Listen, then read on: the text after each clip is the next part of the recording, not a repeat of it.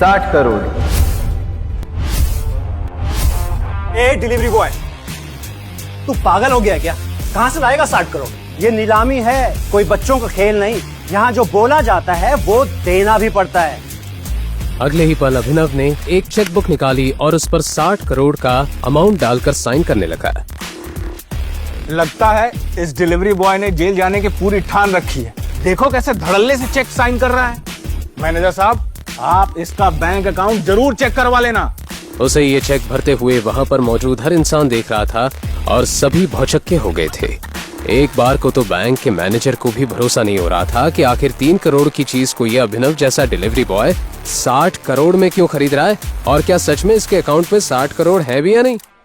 1 minute. Manager ने तुरंत अपनी टीम को कॉल करके चेक की जांच पड़ताल करने के लिए बोला, लेकिन अभिनव के बैंक अकाउंट का टोटल बैलेंस सुनते ही उनके होश उड़ गए। 800 crore? What's the group name? PR Group. ये नीलामी यहीं खत्म की जाती है और 60 करोड़ में ये बेशकीमती कालीन मिस्टर अभिनव को दी जाती है। जैसे ही मैनेजर ने माइक से ये अनाउंस किया तो वहाँ बैठे हुए सभी लोगों की आंखें फटी की फटी रह गई।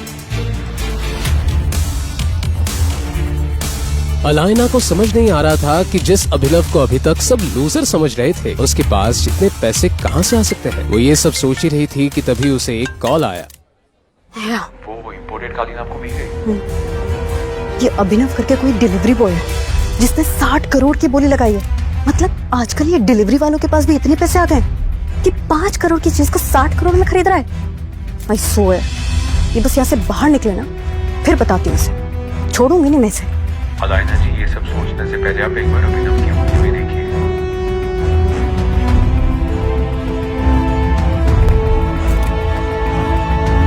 अलाइना घबराकर स्टेज की तरफ बढ़ी और जैसे ही उसकी नजर अभिनव के बाईं हाथ में पहनी हुई अंगूठी पर गई तो वो पूरी तरह से चौंक गई। उसकी आंखें फटी की फटी रह गई और उसने चौंकते हुए कहा,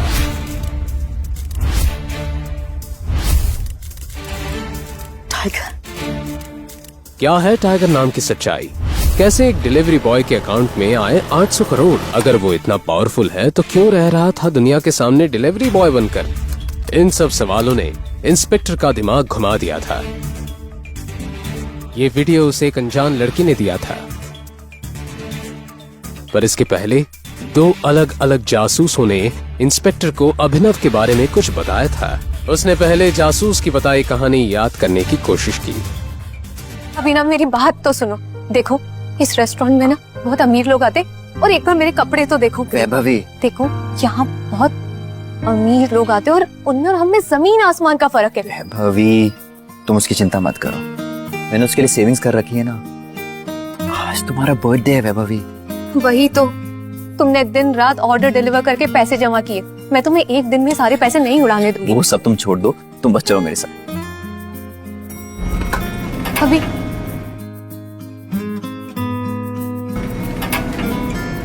रुको, मैं टेबल के लिए देखता हूँ। वैभवी अभिनव को रोकने के लिए उसके पीछे पीछे भागी और जल्दी जल्दी में एक अमीर आदमी से टकरा गई और उस अमीर आदमी के महंगे सूट पर वाइन गिर गई। Are you blind?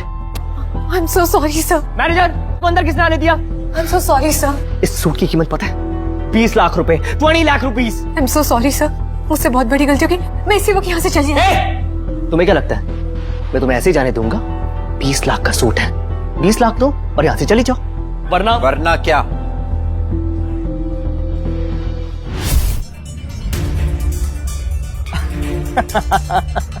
ये चल क्या रहा है मैनेजर यहाँ पे? इस रेस्टोरेंट का स्टैंडर्ड ही नहीं रहा कुछ। अभी इसी वक्त मेरी गर्लफ्रेंड से माफी मांगो। एक्सक्यूज मी, मैं इससे माफी मांगू? तुझे मालूम है मैं कौन हूँ? वैभवी उस अमीर आदमी और अभिनव के बीच हो रहे झगड़े को देखकर बहुत घबरा गई। उसे अचानक याद आया कि ये आदमी कोई और नहीं बल्कि सिंघानिया इंडस्ट्रीज के मालिक मिस्टर सिंघानिया का इकलौता बेटा है, जिसे उसने 2 हफ्ते पहले देखा था। अभिनव, हम इस आदमी से माफी मांग के यहाँ से चलते। ये सिंघानिया इंडस्ट्रीज का। रिलैक्स, अभी इसी वक्त मेरी गर्लफ्रेंड से माफी मांगो, वरना आज के दिन के लिए जिंदगी भर पछताओगे तुम। शायद तूने सुना नहीं मैंने क्या बोला। इस शहर का सबसे बड़े हीरे का व्यापारी हूँ। अमीर से अमीर लोग, मंत्री शंत्री मेरी जेब में रहते हैं। एक चुटकी बजाऊंगा ना, तेरा नामो निशान मिट जाएगा। और अगर मैंने एक चुटकी बजा दी ना तो तुम्हारे बिजनेस का नामो निशान मिट जाएगा। आगे लगे। जब तक वो आदमी अभिनव की बात समझ पाता, अभिनव ने अपना फोन निकाला और किसी को एक मैसेज भेजा। अगले ही पल उस अमीर आदमी को एक कॉल आया। स्टे।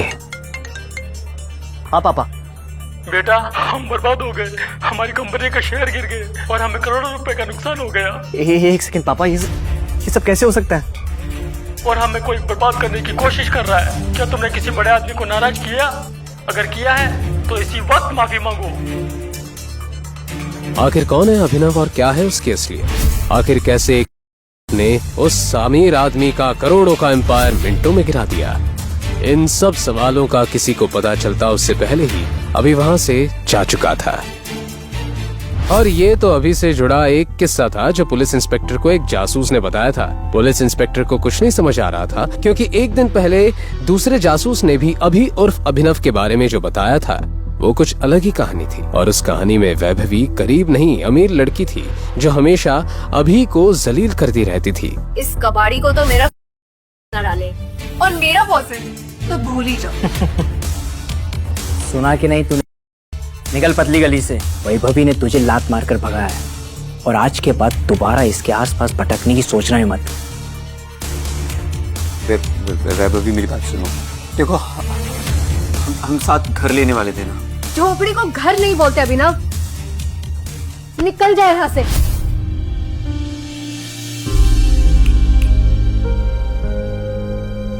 अभिनव की आंखों के सामने उसकी गर्लफ्रेंड वैभवी किसी और की हो गई। उसे यकीन नहीं हो रहा था कि पैसों के लिए वैभवी उसे इस कदर धोखा देगी। उसका सीना दर्द से फटा जा रहा था। अभिनव पूरी रात सड़क पर शराब पीता रहा और अपनी किस्मत को कोसने लगा। हे भगवान, वो जन्नत को इससे बेहतर तो उठा ही लेता।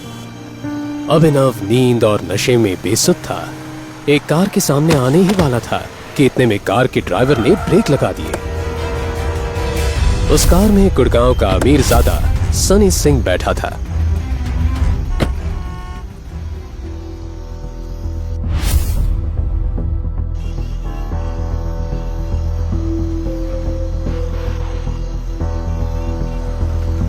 नशे में धुत सनी ने अभिनव को देखकर अपने गार्ड से कहा, परफेक्ट, अब आएगा मजा।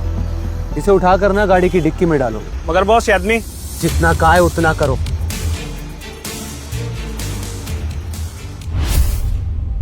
क्या था सनी का प्लान? अगली सुबह जब अभिनव की आंख खुली तो वो एक खूबसूरत लड़की को अपने बगल में देखकर हैरान रह गया था। लेकिन उससे पहले कि वो कुछ समझ पाता, बंदूक ताने खड़े दो आदमियों को देखकर वो चौंक गया। कौन लोग हो तुम? और मैं यहाँ कैसे? सनी की बहन अनन्या को अपनी आंखों पर यकीन नहीं हुआ। उसने किसी और के साथ रात गुजारी है। अनन्या, ये शराबी है। कौन है तुम्हारी पसंद? दादाजी, मैंने कुछ नहीं किया, मेरा यकीन कीजिए। मैं इसे जानती तक नहीं, मुझे नहीं पता ये यहाँ कैसे आ गया। अनन्या, तुम इस घर के नियम तो बखूबी जानती हो ना। आज से ये लड़का हमारा दामाद हुआ।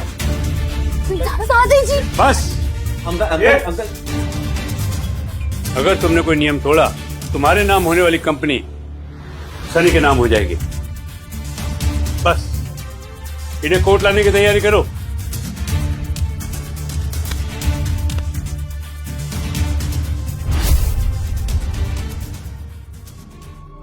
हाथों हाथ जबरदस्ती अभिनव और अनन्या को कोर्ट रजिस्ट्रार के सामने पेश करवा शादी करवा दी गई।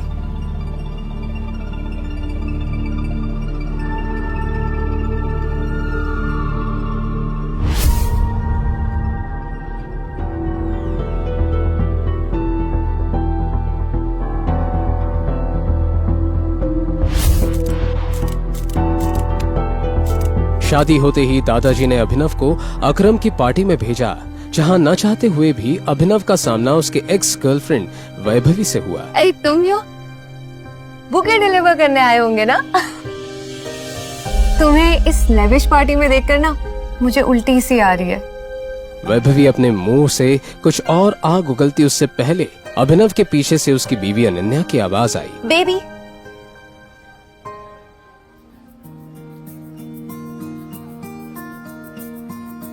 अनन्या ने जैसे ही अभिनव को प्यार से बेबी कहा, मानो अभिनव के दिल के तार फिर से बजने लगे। कहाँ रह गए थे? दादाजी बुला रहे थे। चल। वो अनन्या की ओर आकर्षित होने लगा था। ज्यादा खुश होने की कोई जरूरत नहीं है। मेरी इन्वेस्टर्स इस पार्टी में है और उन्हें पता है कि हमारी शादी हो गई है। सो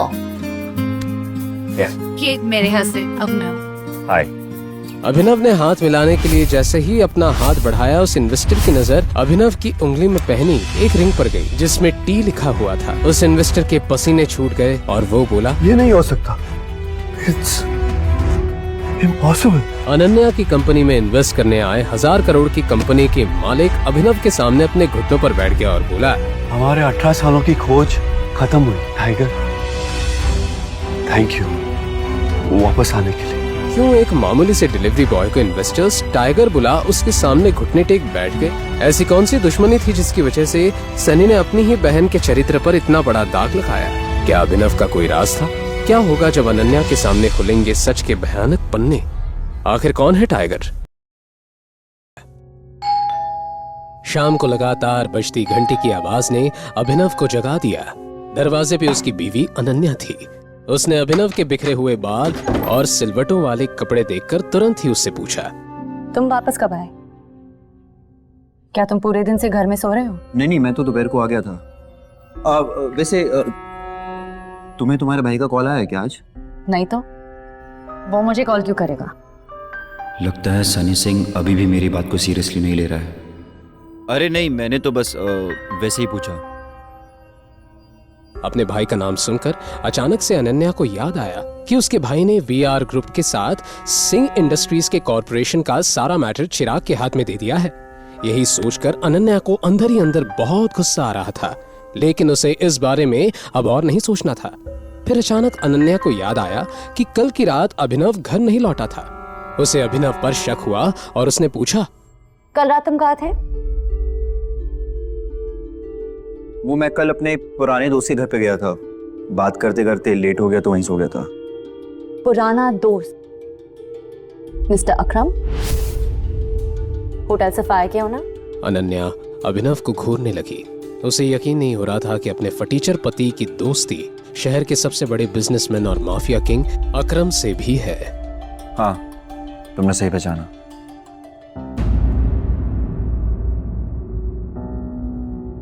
हालांकि मैं ये नहीं जानती कि तुम मिस्टर अकरम को कैसे जानते हो, लेकिन अगर तुम मुझे बता रहे हो कि पूरी रात तुम मिस्टर अकरम से बातें कर रहे थे, तो मुझे इस बात पर बिल्कुल भरोसा नहीं है। ये बोलने के बाद अनन्या ने टीवी का रिमोट उठाया और टीवी ऑन करते हुए बोली, वैसे मिस्टर अकरम किस टाइप के इंसान है? मतलब? क्या उनके पास इतना टाइम है कि पूरी रात तुम्हारे साथ बातें करें? तुम्हें क्या लगता है तुम मुझे कुछ भी कहोगी और मैं मान लूंगी? एनीवे, मुझे भूख लगी है, मेरे लिए कुछ खाना बना। अभिनव अनन्या के लिए उसका फेवरेट पास्ता बनाने की तैयारी करने लगा, लेकिन तभी दरवाजे पर दस्तक हुई और हरदेव सिंह भी घर लौट आए। अभिनव को देखकर हरदेव सिंह ने हमेशा की तरह अजीब सा रिएक्शन दिया और सीधा अनन्या के सामने चिंतित होकर बैठ गए। दादाजी क्या हुआ? आपका मूड किसने ऑफ कर दिया? अरे और कौन हो सकता है बेटा? वो एक ही तो है जिसने जिंदगी में कुछ नहीं सीखा है सिवाय बड़ों की डिसरिस्पेक्ट करने के। दादाजी आखिर बात क्या है? आप मुझे बताओ, मैं उसकी खटिया खड़ी कर दूंगी। खटिया खड़ी करने जैसी कोई बात नहीं। मैं तुम दोनों को लेकर ही परेशान हूं। तुम दोनों का आईवीएफ प्रोसेस कई बार फेल हो चुका है। मुझे तो लगता है अभिनव में कोई जेनेटिक डिसऑर्डर है।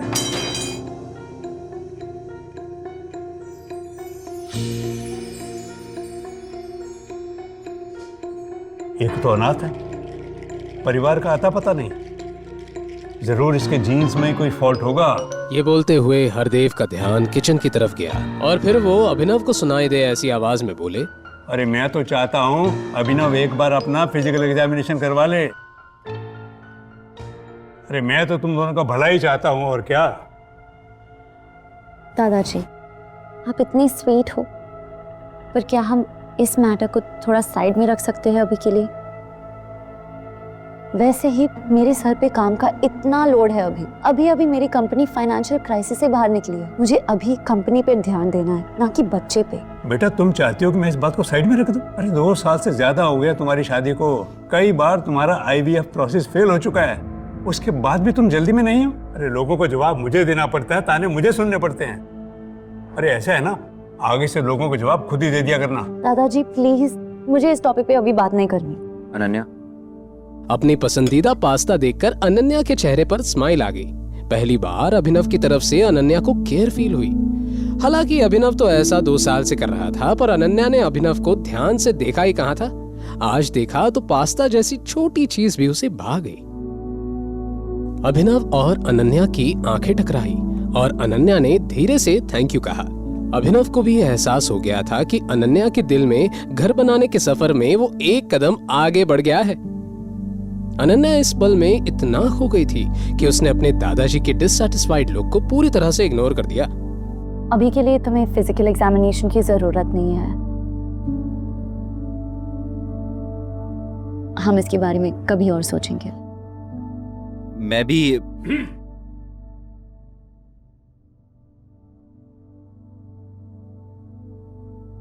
ठीक है, जैसे तुम बोलो।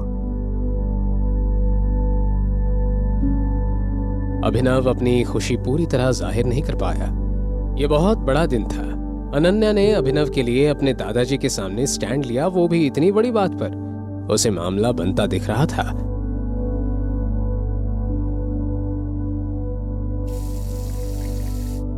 ना चाहते हुए भी अनन्या अभिनव की ओर आकर्षित होने लगी थी।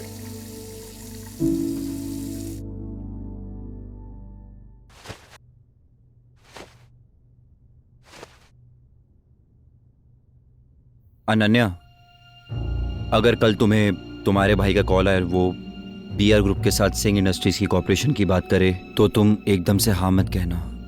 मतलब थोड़ा सा टाइम लेना, उससे भी तो तुम्हारी इंपॉर्टेंस पता चलनी चाहिए ना। तुम पागल हो गए हो?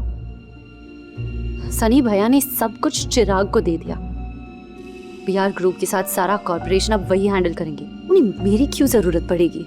और तुम ना, तुम्हें कुछ पता ही नहीं चलता, बस फालतू की बातें करते रहते हो। अनन्या, बस तुम याद रखना, अगर कॉल आए तो एकदम से हाँ मत कहना। Good night. सो जाओ। अपनी बात कहने के बाद अभिनव सो गया। जैसे तैसे अनन्या ने अपने आप को संभाला और लाइट बंद करने के बाद वो भी सो गई। अगले दिन जब अनन्या अपने काम से घर से निकल गई तो उसके पीछे पीछे अभिनव भी होटल सफायर की तरफ निकल पड़ा। अभिनव ने अपनी असली पहचान सबसे छुपा कर रखी थी। सिंह परिवार के लिए वो सिर्फ एक मामूली डिलीवरी बॉय और नाकारा घर जमाई था, पर असल में वो अंडरवर्ल्ड की सबसे शक्तिशाली कंपनी द माफिया किंग का नया बॉस बन चुका था। अंडरवर्ल्ड की दुनिया में लोग उसे टाइगर के नाम से जानते थे। संजय के हत्याकांड के बाद अकरम ने अभिनव को 18 साल तक एक अनाथ आश्रम में रखा। वहां उसकी हर दिन सख्त फिजिकल ट्रेनिंग की गई और उसे हर मुश्किल का सामना करने के लिए तैयार किया गया।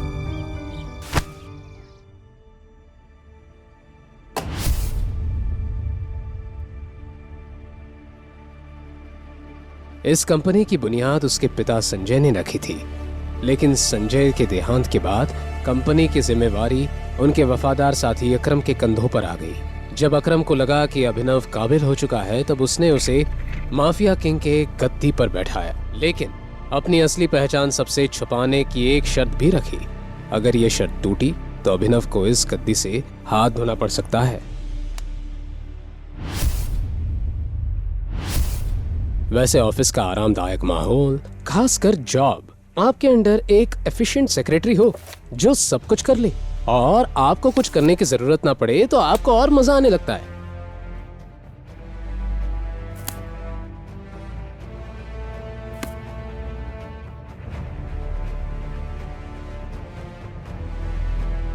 अभी अभिनव ये सोच ही रहा था कि तभी उसके केबिन के दरवाजे पर दस्तक हुई और उसकी सेक्रेटरी नंदिता अंदर आई। आज वो और अच्छी लग रही थी। लेकिन इस बार नंदिता ने अभिनव को उसे ज्यादा समय तक देखने का मौका नहीं दिया और तुरंत ही बोली, टाइगर, सिंह फैमिली ने बीआर ग्रुप पार्टनरशिप की बात करने के लिए किसी को भेजा है। उनका नाम चिराग है। उसको जाने के लिए कह दो। ओके? ये सनी अपने आप को समझता क्या है? जब मैंने बोल दिया कोलैबोरेशन सिर्फ अनन्या हैंडल करेगी, तो ये नए नए लोगों को क्यों भेज रहा है? शायद इसे मेरे तरीके से समझाना पड़ेगा। चिराग भी बीआर ग्रुप के आलीशान ऑफिस के फर्स्ट फ्लोर पर इंतजार कर रहा था, लेकिन जब नंदिता ने उसे वहां से जाने के लिए कह दिया तो ये चिराग के लिए बहुत ही ज्यादा इंसल्टिंग था। फेलियर की न्यूज के साथ जब चिराग लौटा और जो भी हुआ उसे जब सनी के सामने बयां किया तो उसका चेहरा गुस्से से झन्ना उठा। सनी पूरी तरह से हेल्पलेस था और अब उसके पास अनन्या को कॉल करने के अलावा और कोई ऑप्शन नहीं बचा था। दूसरी ओर अनन्या अपने दादाजी के साथ शॉपिंग कर रही थी। तभी उसका फोन बजा तो उसने देखा कि सनी की तरफ से कॉल आ रहा था। अनन्या ने कॉल उठाते ही लाउड स्पीकर पर लगाया। हाँ जी भैया। अनन्या, तुम्हारे भाई को तुमसे एक हेल्प चाहिए थी। क्या तुम हेल्प करोगी? हेल्प? भैया मैं कुछ समझी नहीं। वो बात ऐसी है कि हमारे और बीआर ग्रुप के बीच में जो कोऑपरेशन हुआ था, उसको लेकर मैंने तय किया है कि आज के बाद हमारी सारी डील्स तुम हैंडल करोगी। तुम्हें कल ही बीआर ग्रुप के ऑफिस जाना होगा और वहाँ बात करनी होगी। हमें जल्दी से जल्दी न्यू आर्टिस्ट के पैकेजिंग कॉन्ट्रैक्ट साइन करने होंगे। ये सुनकर कल रात को जो कुछ भी अभिनव ने कहा वो अचानक से अनन्या के दिमाग में फ्लैश होने लगा। तो तुम एकदम से हाँ मत कहना। सॉरी भैया, आपने ये मैटर चिराग को संभालने के लिए दिया था ना, तो मुझे लगता है कि हाफ वे डन ही हो गया है, तो उसे ही संभाल दीजिए। वो क्या है ना, अगर 4 लोग एक खीर बनाए तो खिचड़ी बन जाती है। चलिए भैया, मेरे पास और भी बहुत काम है, बाद में बात करती हूँ। ये तुम क्या कर रही हो बेटा? तुम्हें पता भी इसके कॉन्सिक्वेंसेस क्या हो सकते हैं? हरदेव के हिसाब से अनन्या ने हाथ आई एक अच्छी अपॉर्चुनिटी ठुकरा दी थी। सनी ने तो सामने से ही कॉल किया था और रिक्वेस्ट की थी, लेकिन अनन्या ने तो पल्ला ही झाड़ दिया। अनन्या डिजाइनर बुटीक से बाहर आकर एक बेंच पर बैठ गई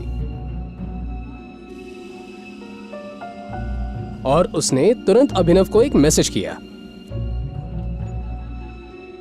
दूसरी तरफ अभिनव फोन पर अकरम से बात कर रहा था। उन दोनों का प्लान था कि आज का लंच साथ में करते हैं।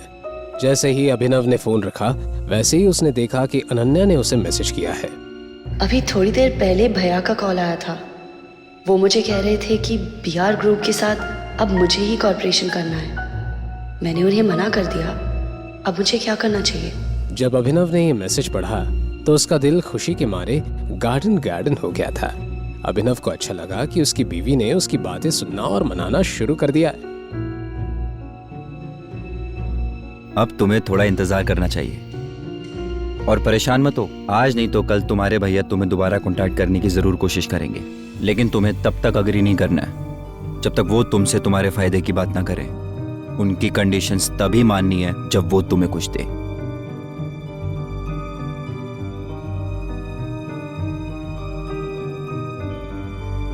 आज बहुत दिनों बाद अभिनव की मुलाकात अकरम से हो रही थी।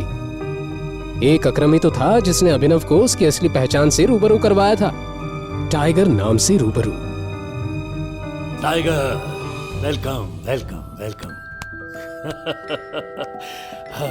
आओ, इधर बैठो। अकरम ने अभिनव को सम्मान देते हुए मेन चेयर पर बैठाया और कहने लगा कि उसने उसे एक खास मकसद के लिए बुलाया है। उसके बाद अकरम ने जैसे ही एक ताली बजाई वैसे ही काले कपड़ों में एक आदमी उस कमरे में आया। उसके हाथ में एक छोटा सा बॉक्स था। अकरम ने उस आदमी के हाथ से उस बॉक्स को लिया और अभिनव को देखने लगा। इसे मैंने खास तुम्हारे लिए प्रिपेयर किया था। पिछले 18 सालों से ये अमानत मेरे साथ थी, लेकिन अब वक्त आ गया है कि उसके हाथों में जाए जिसकी अमानत है। अकरम अंकल,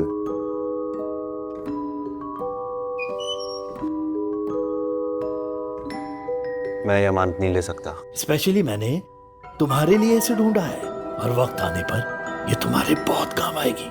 जैसे ही अकरम के मुंह से ये शब्द बाहर आए वैसे ही उसका फोन बजने लगा। हेलो। फोन उठाने के बाद अकरम के एक्सप्रेशंस कुछ ज्यादा ही सीरियस हो गए थे।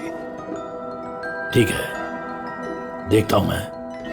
टाइगर, आई एम सॉरी, लेकिन मुझे लग रहा है तुम्हें लंच अकेले ही करना पड़ेगा।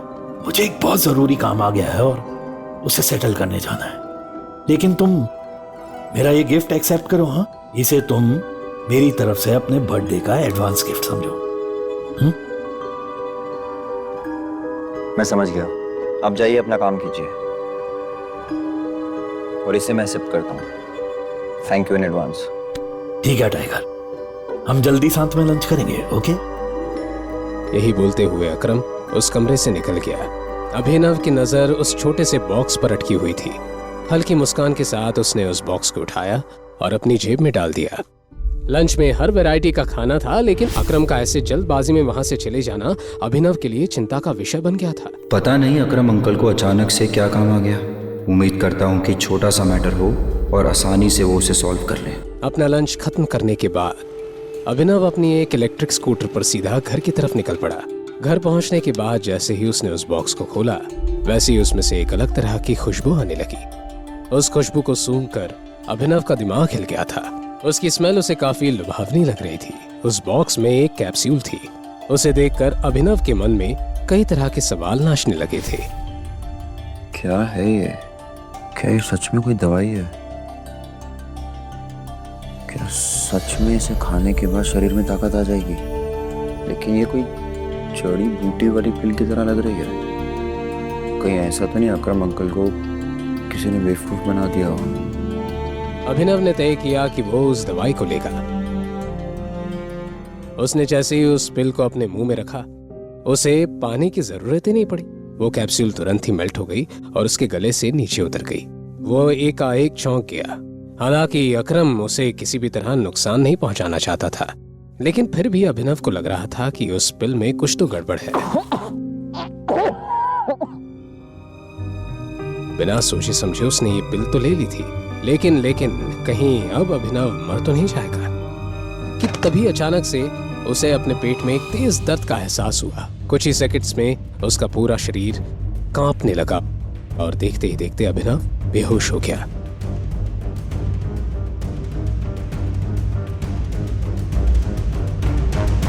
जब उसकी आंख खुली तो लगभग रात हो गई थी।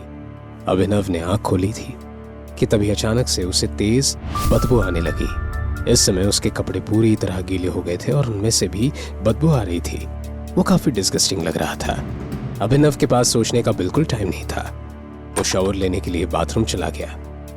अपने शरीर को अच्छे से साफ करने में उसे करीब 1 घंटा लगा। नए कपड़े पहनकर वो बाथरूम से बाहर आए। बेहोश होने के बाद जिस जगह पर वो गिरा, उस जगह पर येलोइश कलर का लिक्विड जम गया था। वहां से और भी ज्यादा बदबू आ रही थी और उसे साफ करने में अभिनव को और आधा घंटा लगा। अकरम अंकल को किसी ने बेवकूफी बनाया है। ताकत वाकत तो छोड़ो, दर्द अलग दे दिया है, ऊपर से ये बदबू। मुझे तो अभी ये भी नहीं पता कि इस दवाई के और कितने साइड इफेक्ट्स होंगे। जैसे ही कमरे की सफाई हुई, वैसे ही अनन्या और हरदेव घर आ गए। अच्छी शॉपिंग होगी ना आज, है ना? और टाइम पर भी हो गए, एकदम टाइम पर। तुमने खाना बना दिया? दरअसल मुझे काम था तो मैं खाना नहीं बना पाया।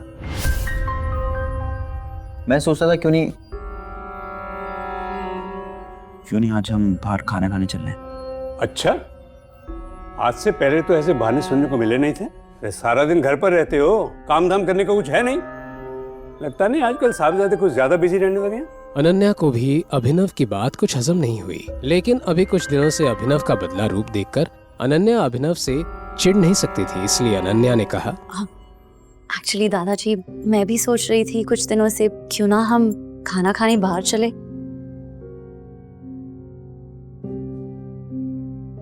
अनन्या की इस हरकत से अभिनव को समझ आ गया कि वो उसकी मदद कर रही है। अभिनव का दिल गार्डन हो गया। अभिनव, ये सब क्या चल रहा है? रिस्पॉन्सिबिलिटी भी कोई चीज होती है। तुम हमेशा से खाना बनाते हो, आजकल तुम्हें क्या हो गया है? और ये एक्सक्यूजेस देना बंद करो। ठीक है। परसों सनी भैया का बर्थडे है, 2 दिन के अंदर उनके लिए एक अच्छा गिफ्ट लाना है, सस्ता सामान नहीं, और 1000 बार सोच लेना खरीदने से पहले, नहीं तो हमेशा की तरह मुझे एम्बैरेस होना पड़ेगा। रंगरेज रेस्टोरेंट, सनी सिंह के जन्मदिन वाला दिन। अभिनव, अनन्या, हरदेव सभी वेन्यू पर अलग अलग पहुंचने वाले थे क्योंकि सभी को सनी के लिए तोहफे लेने थे।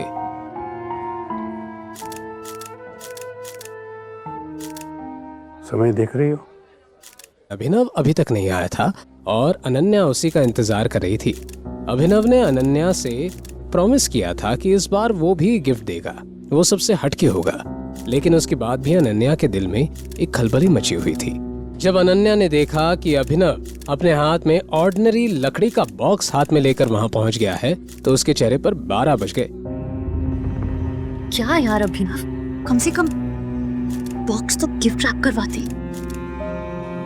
अरे मुझे वैसे भी रैप नहीं कराना था और मेरे पास टाइम भी नहीं था ये रैप कराने का।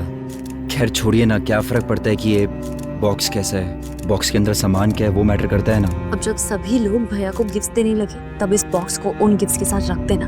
इस बार मुझे कोई ड्रामा नहीं चाहिए, थक गई हूँ मैं। ठीक है, जैसे तुम बोलो। सनी सिंह का वफादार दोस्त चिराग ये सब देख रहा था और अभिनव को जलील करने का ये सुनहरा मौका वो अपने हाथ से नहीं जाने देना चाहता था। अब ये फटीचर भी पार्टीज में आएंगे। चिराग, अभिनव मेरा पति है, खबरदार अगर उसे नीचा दिखाया तो। लोग अनन्या, मैं तुम्हारी फीलिंग्स को हर्ट नहीं करना चाहता, पर इस फटीचर को पता भी तो होना चाहिए कि इसकी शादी एक करोड़पति लड़की से हुई है। कब तक ऐसे भिखारियों की तरह घूमता रहेगा? अपने काम से काम रखो, मुझे यहाँ पर कोई सीन क्रिएट नहीं करना है। बकवास बंद कर और अपनी औकात में रह, समझा? और भूल मत, तू एक मामूली सा डिलीवरी बॉय था। अनन्या से शादी की होगी, ज्यादा हवा में उड़ रहा है क्या? उससे कोई फर्क नहीं पड़ता है मैं जितना मर्जी यूजलेस हूँ, लेकिन तुझसे काफी बेटर हूँ, जिससे बीआर कंपनी ने एक कचड़े की तरह अपने ऑफिस से बाहर निकाल दिया था। मामला कुछ ज्यादा ही गर्म हो गया था। चिराग शहर के बड़े बड़े गुंडों के साथ में भी उसका अच्छा खासा उठना बैठना था, लेकिन उसके बाद भी उसने चिराग से पंगा ले लिया। हो गया कल जा, आज की रात अभिनव के लिए अच्छी नहीं जाने वाली।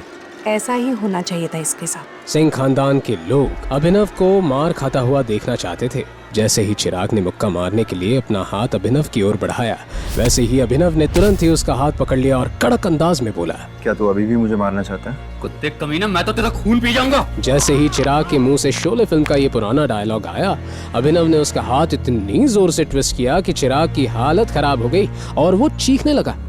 मुझसे बहुत नफरत है ना, घिन आती है मुझसे। तो मेरा हाथ तुझे लगेगा तो खुद से भी घिन आएगी। अपनी ताकत का ऐसा अंजाम देखकर अभिनव खुद चौंक गया था। इतनी ताकत अचानक उसमें कैसे आई? कहीं ये अकरम से मिली कैप्सूल का कमाल था? दूसरी तरफ चिराग दर्द से छटपटाते हुए जमीन पर पड़ा था। ये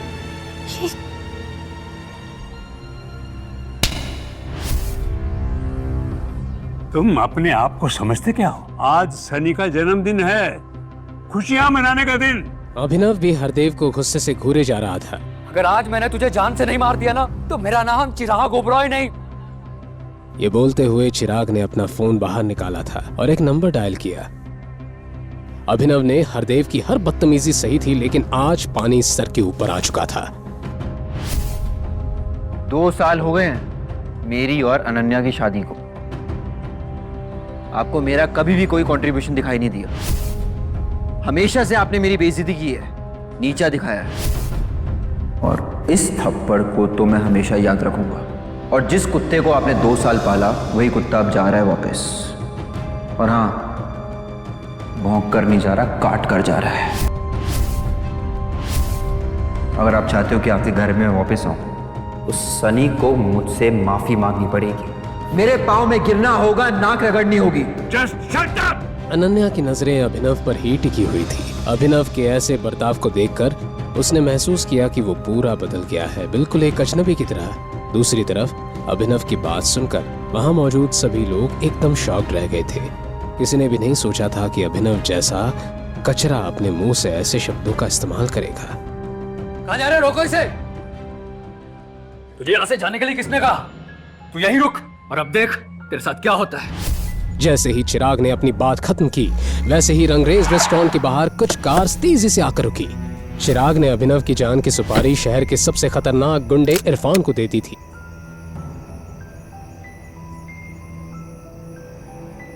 अपने आदमियों के साथ इरफान गुस्से से जैसे ही अंदर आया, चिराग ने उससे कहा, इरफान भाई फाइनली आप आ गए। बोल चिराग, क्या मसला है? कौन सी गंदगी को साफ करना है? वो कचरा इरफान भाई।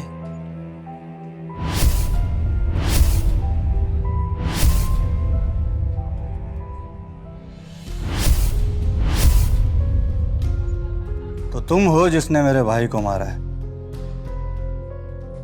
जिस कुत्ते को भौंकने की आदत हो उसे सबक नहीं सिखाना चाहिए क्या? बेटा, तुम अभी जवान हो, तुम्हारे खून में बहुत गर्मी है, समझ सकता हूं, पर क्या तुम्हें यह बात पता है कि मुझसे आज तक इस तरह किसी ने बात नहीं की? मुझे कोई फर्क नहीं पड़ता लोग आपसे किस तरह बात करते हैं। अगर आपने मुझसे इस तरह से बात करी तो बहुत रिग्रेट होगा आपको। लड़के, कसम से तेरे में बहुत एरोगेंस है। अब तेरे जैसे छोटे इंसान के सामने मैं एरोगेंट भी नहीं हो सकता क्या? अभिनव के चेहरे पर ना तो कोई डर था और ना ही कोई शिकन। ऐसा लग रहा था जैसे उसके शरीर में कोई भूत आ गया था।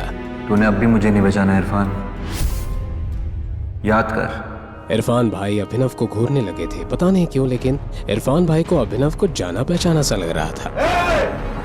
तेरी हिम्मत कैसे हुई ऐसी बात करने की? मैं देखता हूँ इसे। इरफान भाई की बेइज्जती होते देख उनके शागिर्द भी अभिनव पर एक साथ टूट पड़े। इस हाथापाई में अभिनव की उंगली से एक रिंग नीचे गिर गई और लुढ़क कर इरफान भाई के कदमों में आकर रुकी। उस रिंग को जब इरफान भाई ने उठाया तब उन्हें लगा जैसे उन्होंने अंगारों पर पांव रख दिया।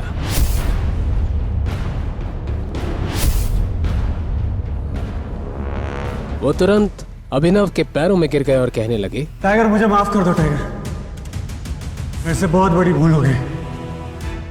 क्या अब अभिनव का राज सबके सामने आने वाला है? क्या अब उसे अपनी असली पहचान सबको बतानी पड़ेगी? क्या अभिनव इरफान को माफ कर देगा? क्या होगा जब चिराग को अभिनव की असलियत पता चलेगी? आखिर बीआर ग्रुप से अभिनव का क्या ताल्लुक है? क्या अकरम ने दी हुई पिल का कोई साइड इफेक्ट होगा? अनन्या द्वारा किए गए सवाल का जवाब अभिनव देता।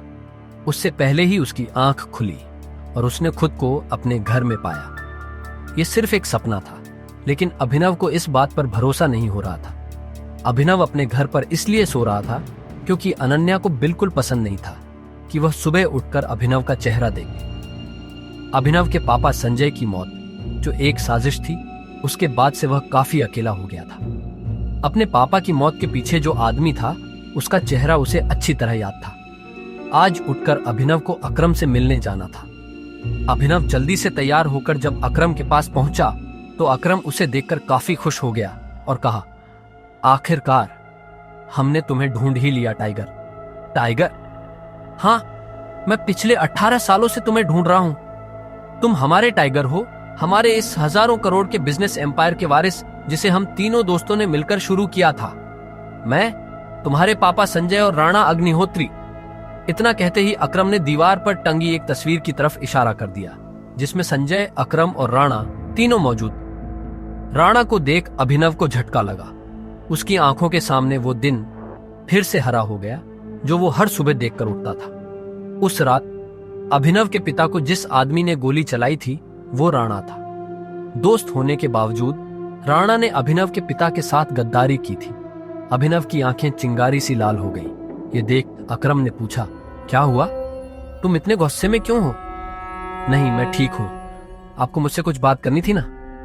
हाँ, मैं तुम्हें हमारी कंपनी द माफिया किंग के बारे में कुछ बताने वाला था। हम तीनों ने मिलकर द माफिया किंग को खड़ा किया था, जिसके नाम से पॉलिटिशियन, सेलिब्रिटी और इस देश का बड़े से बड़ा आदमी कांपता था। पर तुम्हारे पापा के जाने के बाद सब बिखर गया। इस बीच हमारे कुछ दुश्मन भी पैदा हो गए।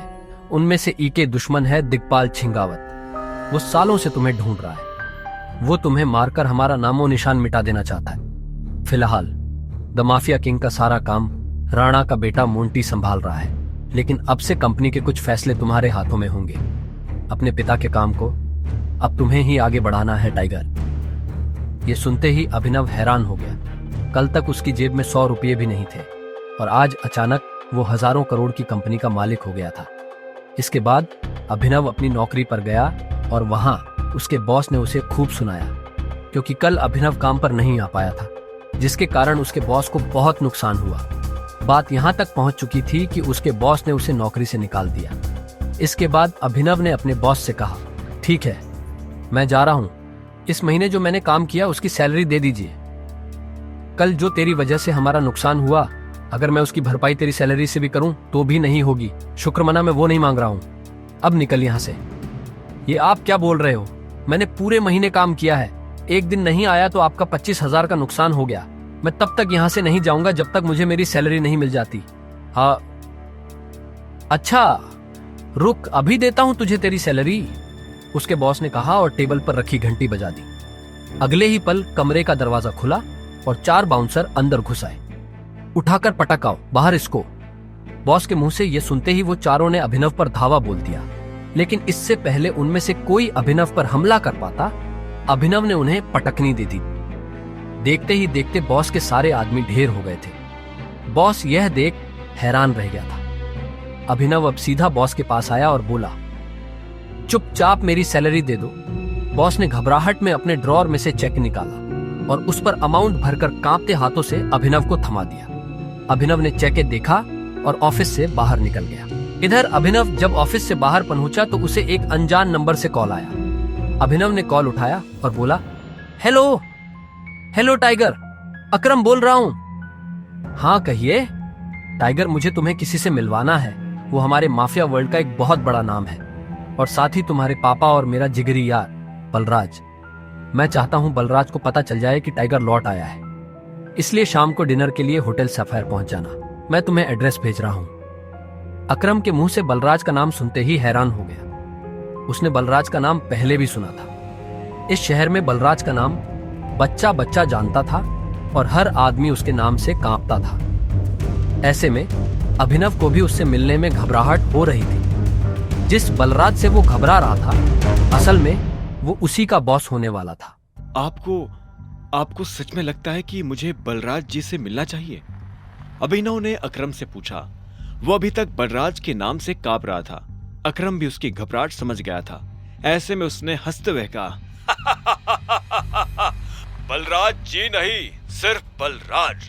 तुम टाइगर हो यार, और जंगल के सारे जानवर टाइगर के नाम के आगे जी लगाते हैं, लेकिन टाइगर किसी के नाम के आगे जी नहीं लगाता।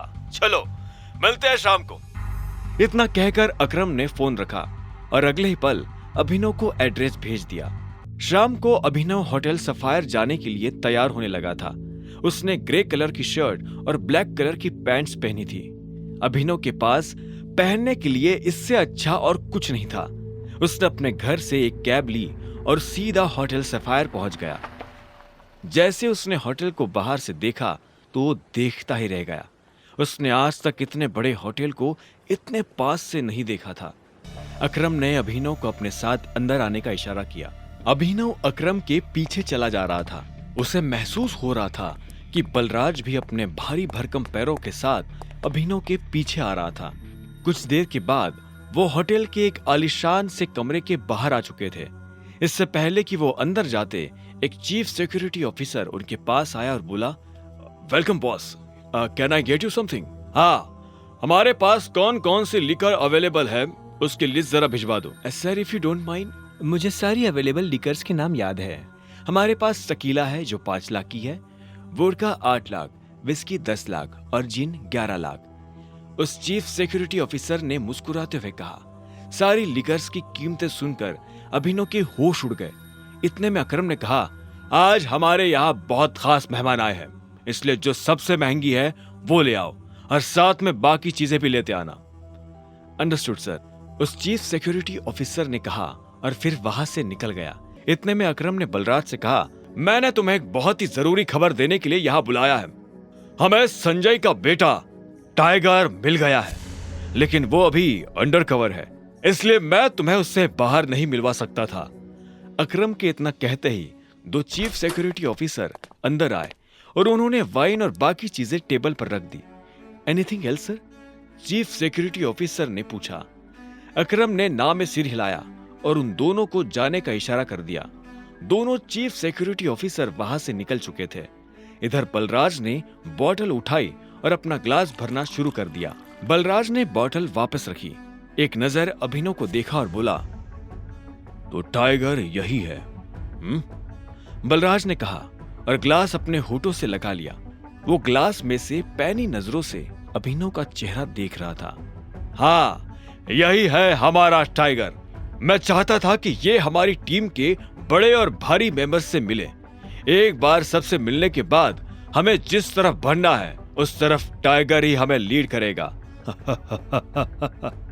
सॉरी अकरम, लेकिन मुझे थोड़ी हंसी आ रही है।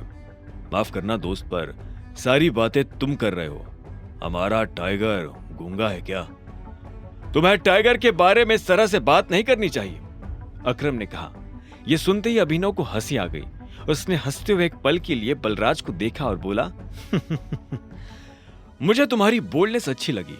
तुम बॉस हो गए, लेकिन भूलो मत कि तुम किसके सामने बैठे हो। मैं टाइगर हूं और मैं गूंगा नहीं हूं। मैं यहां अपनी गद्दी लेने आया हूं। सिर्फ अकरम की शाबाशी से काम नहीं चलेगा प्यारे। मैंने यह एक्सेप्ट नहीं किया कि तुम टाइगर हो।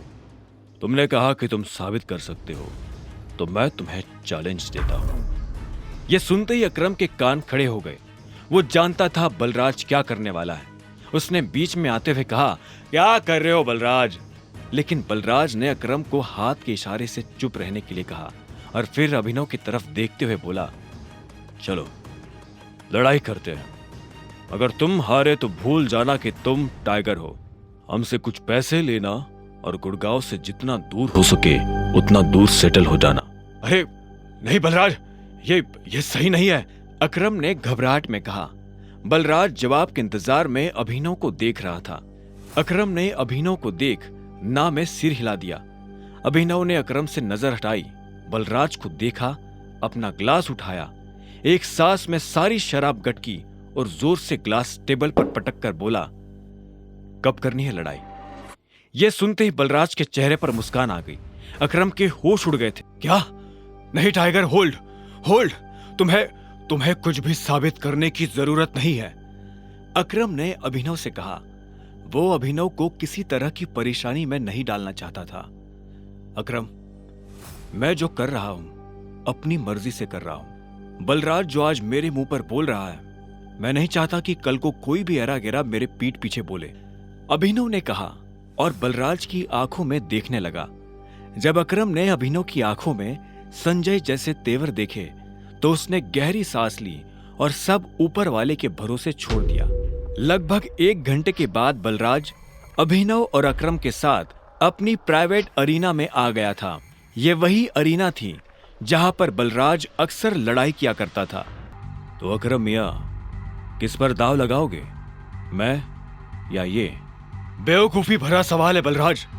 टाइगर के होते हुए किसी और पर दाव लगाया जा सकता है क्या? अकरम ने जवाब दिया।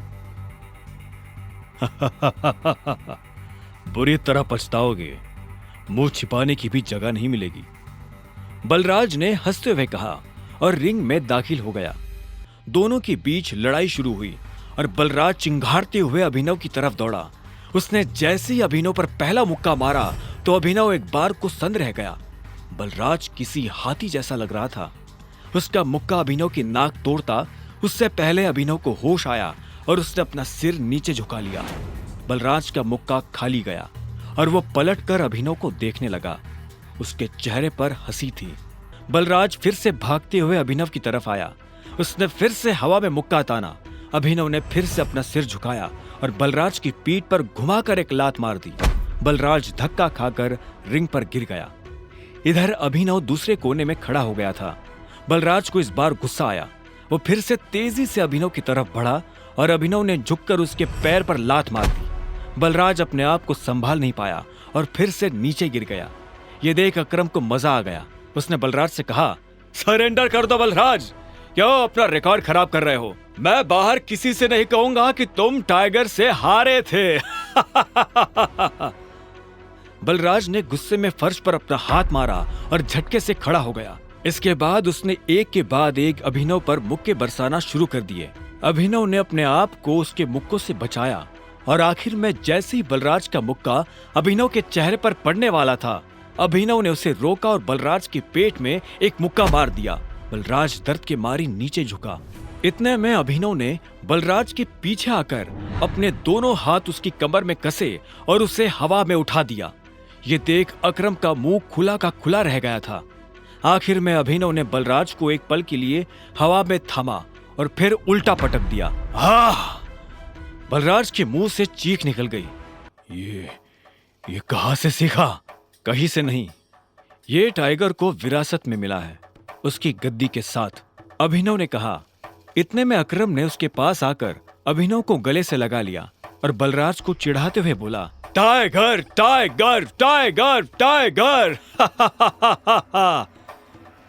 बलराज की कमर में मोच आई थी, पर उसने हंसते हुए अभिनव से कहा, चलो शराब पीते हैं, आज की पार्टी मेरी तरफ से।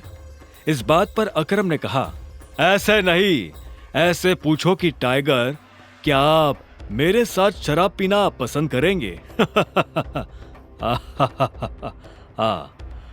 क्या आप मेरे साथ शराब पीना पसंद करेंगे मेरे टाइगर? बलराज ने कहा और अभिनव के सामने नीचे झुक गया। अभिनव ने मुस्कुराते हुए बलराज को उसके कंधे से पकड़कर ऊपर उठाया और बोला, क्यों नहीं। ठीक इसी वक्त अभिनव का फोन बज उठा। उसने देखा अनन्या का फोन था। हाँ अनन्या, मेरे मम्मी पापा वापस आ गए हैं। जो कुछ भी हुआ उसके बारे में उन्हें पता चल चुका है। वो तुमसे मिलना चाहते हैं। तुम अभी के अभी मेरे दादाजी वाले घर आओ। अभिनव ने फोन जेब में डाला। इतने में अकरम उसके पास आया और बोला, क्या हुआ, सब ठीक है? हाँ अकरम, सॉरी बलराज, लेकिन मैं तुम्हारे साथ नहीं आ पाऊंगा। मुझे अभी अपने ससुराल जाना पड़ेगा। मेरे सास ससुर आए हुए हैं। ससुराल? तुमने शादी कब की? बलराज ने चौंकते हुए कहा। लंबी कहानी है, फिर कभी बताऊंगा, अभिनव ने जवाब दिया। बलराज ने आगे कहा, वैसे अकरम, हमें मोंटी को बुलाकर बता देना चाहिए कि नहीं, अभी नहीं, जब तक चीजें साफ नहीं हो जाती तब तक किसी को भी भनक नहीं लगनी चाहिए कि टाइगर लौट आया है। मोंटी जो कर रहा है उसे करने दो, अकरम ने कहा। इतने में अभिनव ने कहा, चलो मैं निकलता हूं। अकरम, तुम्हें याद है ना, मुझे कल से एक नई नौकरी। हाँ, तुम कल ऑफिस आ जाओ, मैं अपने सेक्रेटरी को बोल दूंगा, तुम्हारा काम हो जाएगा। ये सुन अभिनव ने अकरम और बलराज से हाथ मिलाया और वो बाहर आ गया। उसने अपने जाने के लिए एक कैब बुक कर ली थी। जैसे ही वो कैब में बैठने वाला था कि इतने में अकरम भागते हुए उसकी तरफ बढ़ने लगा। अभिनव ने देखा उसके हाथ में कुछ था। इतने में अकरम पास आया और उसने एक छोटा सा बैग अभिनव को थमा दिया। इसमें क्या है? वही शराब जो हमने होटल में पी थी, अपने सास ससुर को पिलाना। उनकी पूछतों ने भी कभी इतनी महंगी शराब नहीं पी होगी।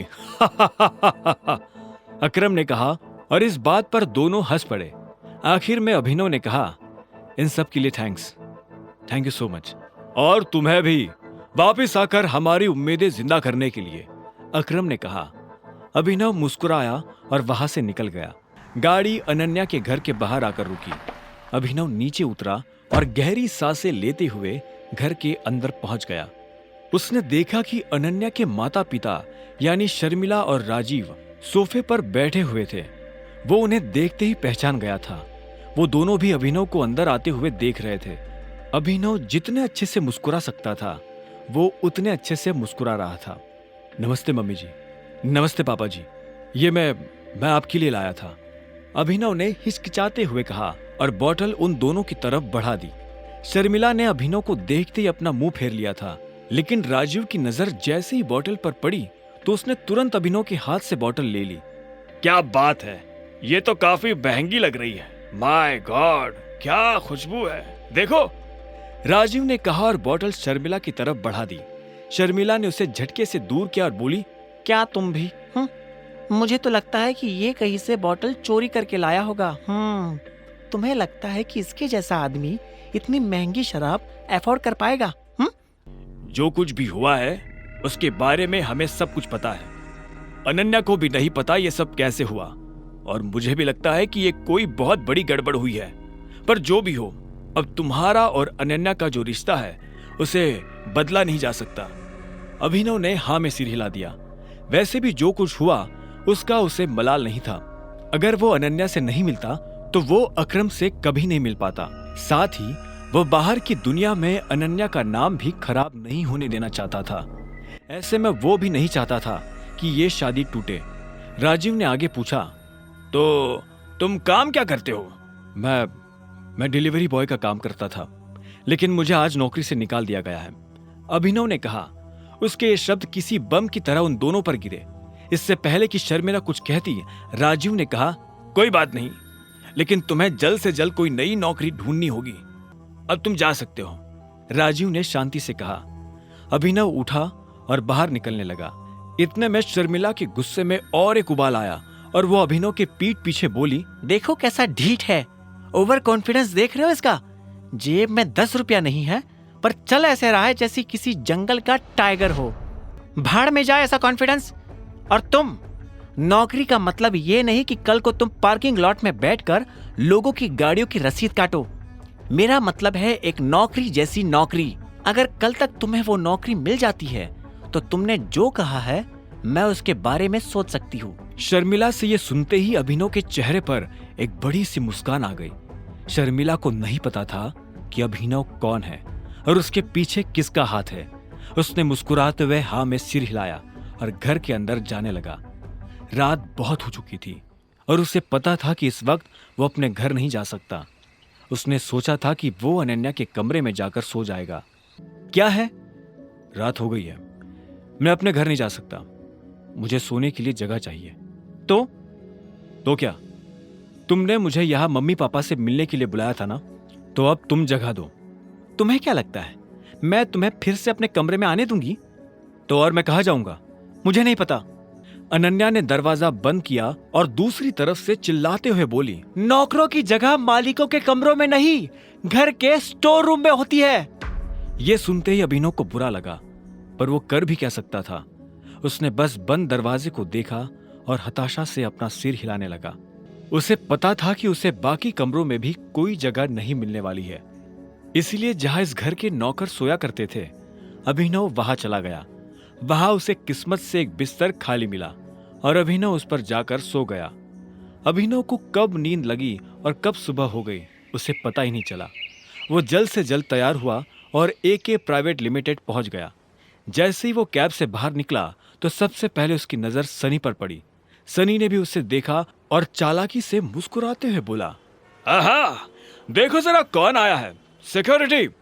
वो अभिनव को अंदर नहीं आने देना चाहता था। सनी की एक आवाज पर सिक्योरिटी वाले वहां आकर खड़े हो गए।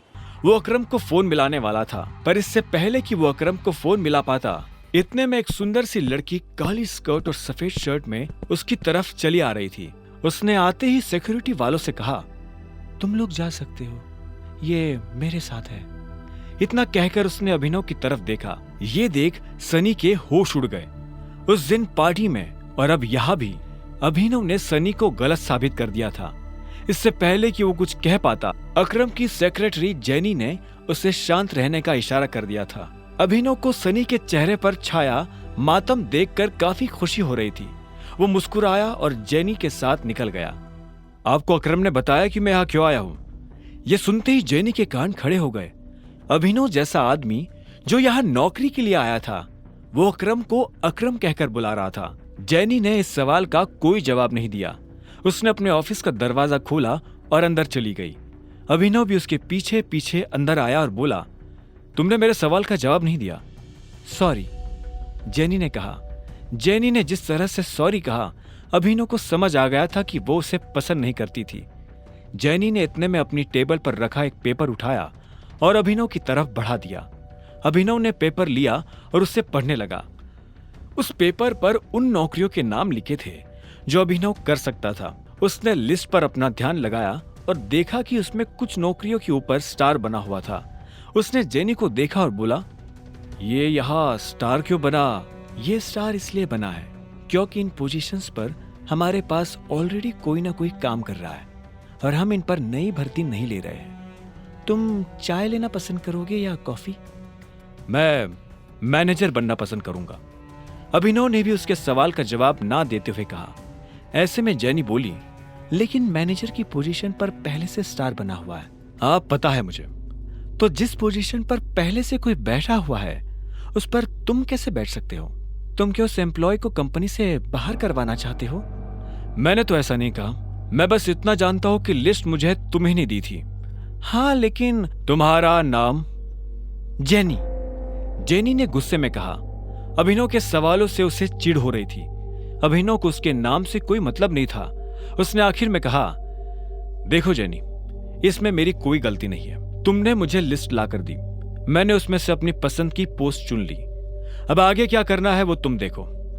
ठीक है मिस्टर अभिनव, तो अब मुझे तुम्हारे बारे में कुछ जानकारियों की जरूरत पड़ने वाली है और तुम्हारा ऑफिस कल से शुरू हो जाएगा, जेनी ने कहा। अभिनव ने हाँ में सिर हिलाया और वहां से निकल गया। सनी को अभी भी समझ नहीं आ रहा था कि आखिर अभिनव वहां क्या लेने आया था। उधर अभिनव को लगा कि अब कल से नौकरी पर जाने के लिए उसे नए कपड़ों की जरूरत पड़ने वाली है। कपड़ों के साथ साथ उसे अपना फोन भी बदलने की जरूरत थी।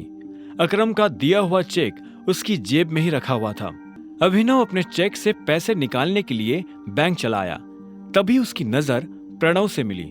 प्रणव उन लोगों में से था जो अभिनव की गरीबी का मजाक उड़ाया करता था।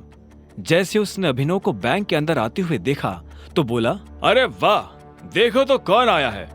प्रणव खुद एक बैंकर था। वो अरबपति तो नहीं था, लेकिन उसके पास अच्छी खासी दौलत थी। वो दिखने में भी स्मार्ट था। वो अभिनव को इसलिए जानता था क्योंकि अभिनव अक्सर इस बैंक में डिलीवरी के काम से आया करता था। हालांकि वो दिखने में अभिनव के आगे कुछ नहीं लगता था, लेकिन उसमें और अभिनव में एक ही फर्क था, गरीबी का।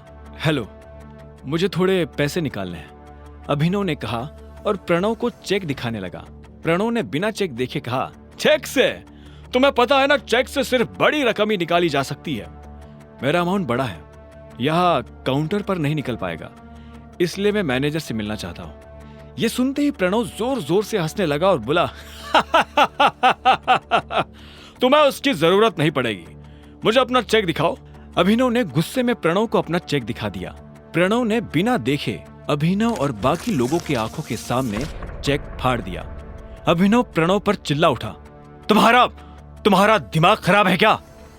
सिक्योरिटी को बुलाओ और इस आदमी को अभी के अभी बाहर निकलवाओ यहाँ से। फर्जी चेक लाकर बैंक वालों को बेवकूफ बनाता है। अभी पुलिस बुलाकर तुझे अंदर करवाता हूँ। इधर अभिनव ने अपने फाड़े गए चेक के टुकड़ों को मुट्ठी में भरा और गुस्से में अपनी मुट्ठी भींच ली। इतने में सिक्योरिटी वाले आए और उन्होंने अभिनव को चारों तरफ से घेर लिया। छोड़ो मुझे, छोड़ो, अभिनव ने कहा और गार्ड्स के हाथ से खुद को छुड़ाने की कोशिश करने लगा, लेकिन वो लोग उसे छोड़ नहीं रहे थे। क्या हो रहा है यहाँ? यह आवाज और किसी की नहीं बल्कि बलराज की थी। उसने अभिनव को दूर से ही पहचान लिया था। बलराज को देखते ही अभिनव की जान में जान आ गई थी। अब कोई उसका कुछ नहीं बिगाड़ सकता था। प्रणव ने बलराज की तरफ देखा और बोला, सॉरी सर, मुझे पता नहीं था कि आप इस तरह यहाँ आ जाएंगे। मैं तो बस इस आदमी को फर्जीवाड़ा करने से रोकने की कोशिश कर रहा था।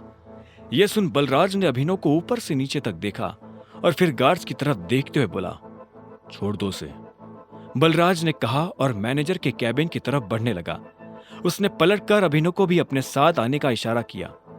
अगर इसने कुछ गलत किया है तो इस बारे में मैनेजर को पता होना चाहिए। अगर तुम अपने लेवल पर एक्शन लोगे तो हो सकता है कि मैनेजर बुरा मान जाए। जी सर, प्रणव ने हाँ में सिर हिलाते हुए कहा। बलराज ने अभिनव को घूरा और उसे अपने साथ अंदर आने का इशारा करने लगा। दोनों एक साथ मैनेजर के बड़े से कैबिन में दाखिल हो गए थे। मैनेजर अपनी कुर्सी पर बैठकर कंप्यूटर पर काम कर रहा था। बलराज ने उसका ध्यान अपनी तरफ खींचने के लिए दरवाजे को जोर से बंद किया। अचानक से मैनेजर की नजर दरवाजे पर पड़ी। जब उसने देखा कि सामने बलराज खड़ा है तो मैनेजर खुद अपनी कुर्सी से खड़ा हो गया। बलराज सर, आप यहाँ कैसे? मुझे बुलवा लिया होता। बलराज ने उसे खींचते हुए देखा और बोला, वैसे तो मैं यहाँ कुछ काम से आया था, लेकिन बाहर जो मैंने तमाशा देखा तो मुझे लगा कि पहले उसके बारे में तुमसे बात कर लेनी चाहिए। तुम्हें पता है ये साहब कौन है? मैनेजर ने अभिनव की तरफ देखा। उसकी नजर उसके चेहरे से फिसलते हुए उसके हाथों और आखिर में उसकी अंगूठी पर चली गई। जैसे उसने अंगूठी पर बने उस निशान को देखा तो मैनेजर का मुंह खुला का खुला रह गया। उसके मुंह से निकला, बाप रे बाप, ये टाइगर है? ये कौन है? अभिनव ने बलराज से पूछा। ये उस टीम का आखिरी हिस्सा है जिस टीम के तुम कैप्टन हो टाइगर। इससे पहले कि अभिनव कुछ कह पाता, मैनेजर उसके पैरों में आकर गिरा और बोला, टाइगर, आपको यहाँ कितनी देर हुई और मैं आपके लिए क्या कर सकता हूँ? फिलहाल तो आप मेरे पैरों में से उठ जाइए। आपको और इनको छोड़कर किसी को नहीं पता कि मैं टाइगर हूँ, अभिनव ने कहा। यह सुनते ही मैनेजर अपनी जगह पर खड़ा हो गया और बोला, आपको देखकर बहुत अच्छा लगा। अब आप आ गए हैं तो हमें जरूर इस मुसीबत से बाहर निकाल ही लेंगे। वो सब तो ये कर ही लेंगे, लेकिन उससे पहले आपको अपने नौकरों को सबक सिखाना पड़ेगा, क्योंकि अगर मैं सबक सिखाने पर आ गया तो आपको पता ही है क्या होगा। बलराज ने कहा और अभिनव के साथ जो हुआ उसने मैनेजर को सब बता दिया। यह सुनते ही मैनेजर का खून खौल उठा। उधर जब अभिनव और बलराज मैनेजर के कैबिन में खड़े थे, तब इधर एक हट्टा कट्टा सा आदमी स्विमिंग पूल में काला चश्मा लगाकर खड़ा था। उसकी आंखों पर चश्मा, गले में सोने की मोटी चैन और बगल में विस्की का ग्लास था। वो आदमी लड़की के गालों को सहला रहा था। तभी उसे किसी के पैरों की आवाज सुनाई दी। उसने देखा उसका सेक्रेटरी भागते हुए उसके पास आ रहा था। सेक्रेटरी उस आदमी के पास आया और बोला, सर, अभी खबर मिली है कि टाइगर लौट आया है। यह सुनते उस आदमी का हाथ रुक गया। उसने लड़की के गाल पर से हाथ हटाया और हाँ में सिर हिलाते हुए सिगार पीने लगा। आप कहते हैं तो? सेक्रेटरी आगे कुछ कहता उससे पहले उस आदमी ने कहा, अभी नहीं, अभी तो आया है, थोड़ा उछल कूद करने दो, पर हाँ, इस बार उसे पिंजरे में डालने की गलती नहीं करनी है।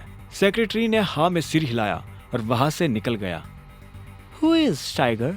बगल में खड़ी उस लड़की ने पूछा। तुमने इन साहब का चेक किससे पूछकर फाड़ा? अभिनव के लिए साहब शब्द प्रणव से सुना नहीं गया। उसने कहा, सर, ये डिलीवरी वाला है, फर्जी चेक लेकर बैंक में आया था। इसे क्या लगा यहाँ हम लॉटरी खोलने बैठे हैं? मैंने इसके चेक की इंफॉर्मेशन कंप्यूटर में चेक की थी, कोई रिलेवेंट डाटा था ही नहीं। सच बोल रहा है? मैनेजर ने पूछा। यह सुन प्रणव को धक्का लगा। अभिनव मन ही मन मुस्कुरा रहा था। प्रणव ने हिचकिचाते हुए कहा, आपसे झूठ क्यों कहने लगा? तुझे पता है ये डिलीवरी बॉय किसका चेक लेकर आया है? अकरम सर का। क्या?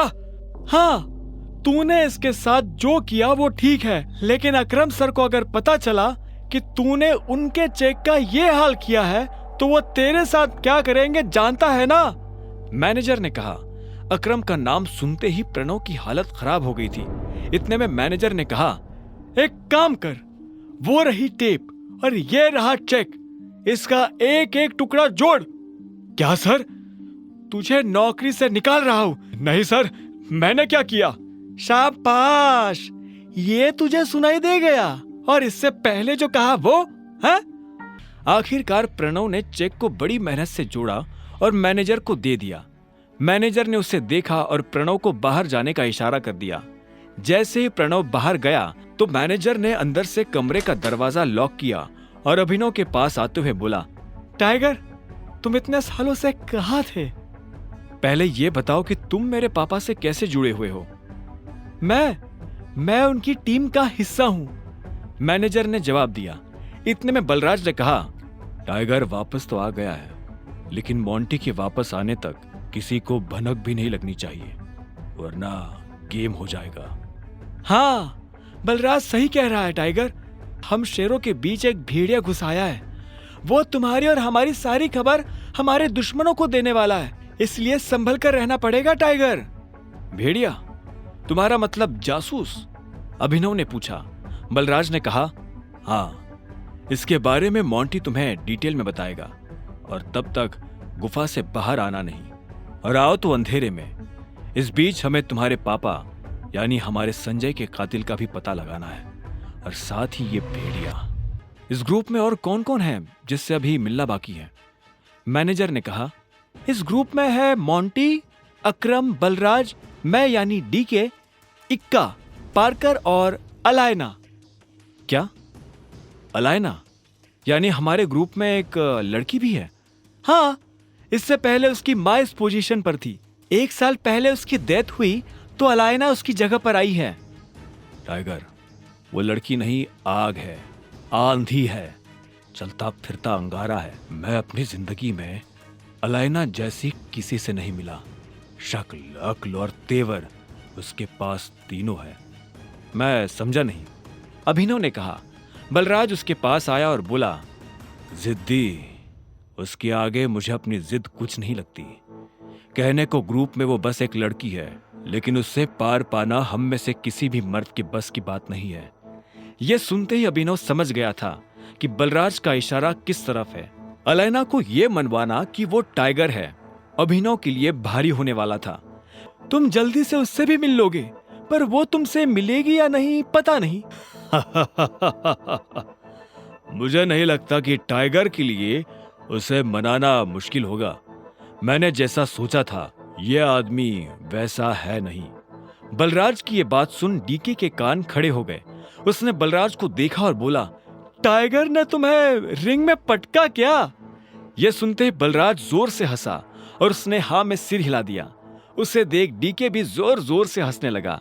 आखिर में डीके ने कहा, तुम्हें कितने पैसों की जरूरत है? मैं दे देता हूं। चेक मैं अकरम के ऑफिस से री इशू करवा लूंगा। मुझे अभी 1 करोड़ रुपए चाहिए, बचे 49 करोड़ मेरे नए अकाउंट में डलवा देना, अभिनव ने कहा। और यह सुन डीके उसके लिए पैसे लेने चला गया। उसके जाते ही अभिनव बलराज के पास आया और बोला, एक बात बताओ, ये अलायना के बारे में तुम कुछ जानते हो क्या? बलराज ने उसे ऊपर से नीचे तक देखा और बोला, वैसे तो सब कुछ जानता हूं, और वैसे कुछ भी नहीं। मेरा मतलब है, तुम्हें पता है मेरा क्या मतलब है?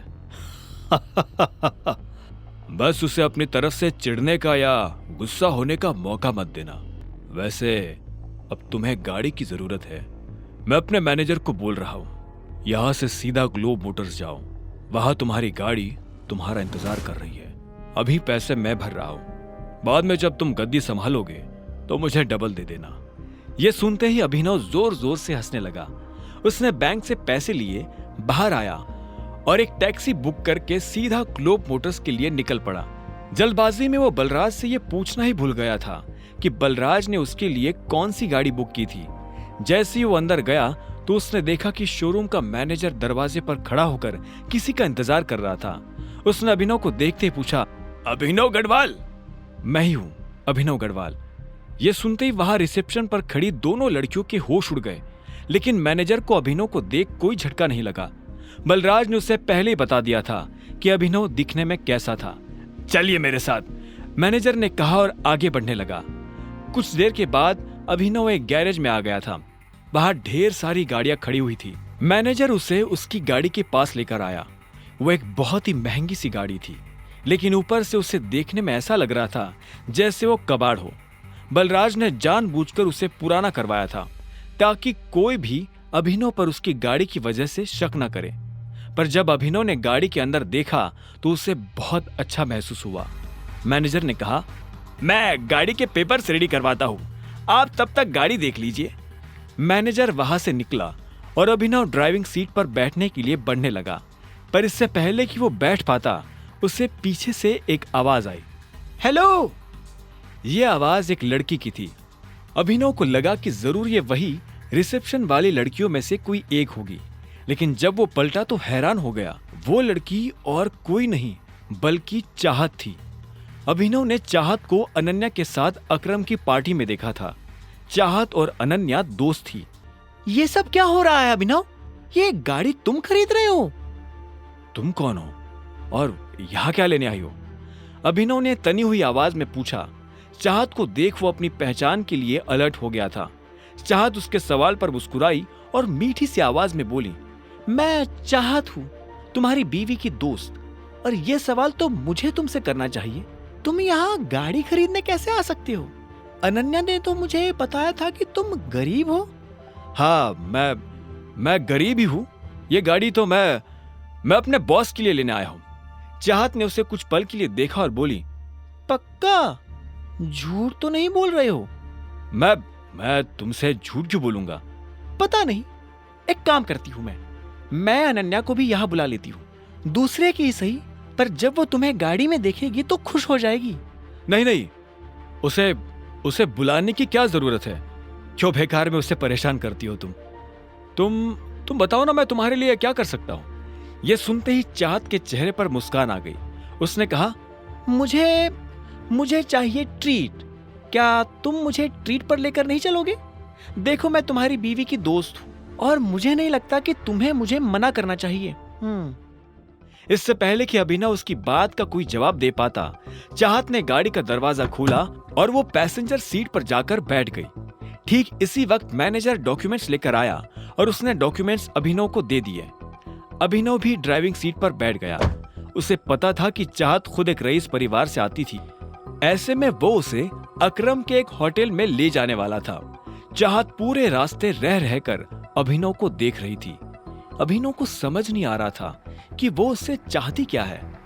जैसे ही अभिनव की गाड़ी अकरम के होटल के नीचे पार्क हुई तो अभिनव का फोन बज उठा। उसने देखा अकरम का फोन था।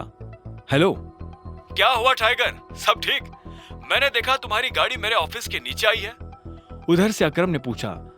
हाँ, वो मैं होटल में किसी के साथ लंच के लिए आया था। हाँ, वो तो मैं देख ही रहा हूँ। जरा ऊपर आओ, मैं तुम्हें अपना वीआईपी कार्ड दे देता हूँ ताकि तुम दोनों को वीआईपी ट्रीटमेंट मिले। अकरम ने मुस्कुराते हुए कहा। अभिनव ने फोन रखा और पलटा तो पाया कि चाहत उसके पीछे खड़ी थी। चले? हाँ, नहीं, तुम एक मिनट यही रुको, मुझे थोड़ा काम है, मैं वो निपटा कर आता हूं। अभिनव ने कहा और इससे पहले कि चाहत कुछ कहती, अभिनव वहां से निकल गया।